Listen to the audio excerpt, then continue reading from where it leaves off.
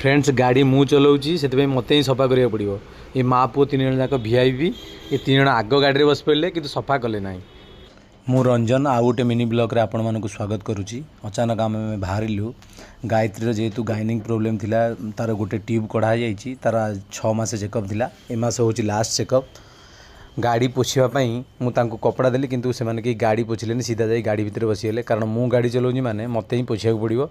एमाने सब वीआईपी लोक हऊ ठीक अच्छे आम से बाहर पड़लु मेडिकल मेडिकल जीवा बाटर प्रथम हूँ कम हूँ गाड़ी पेट भरवा।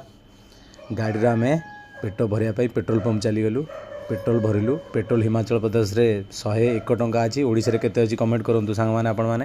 मेडिकल रे आम चेकअप कर सारापर सीटू पलि गलु विशाल मेगामार्ट घर को जेहेतु 23 तारिख में जाऊँ कि शॉपिंग थिला शॉपिंग कलु किंतु भितर मु मेडिकल वीडियो शूटिंग कर पारि नथिली कौन गोटे बिजी रहीगली फोन आसीगला। तापर आम विशाल मेगामार्ट रे शॉपिंग कले मो पॉकेट रु सब पैसा आज खाली करेंगे माने माँ पुओ 3 जन जाक।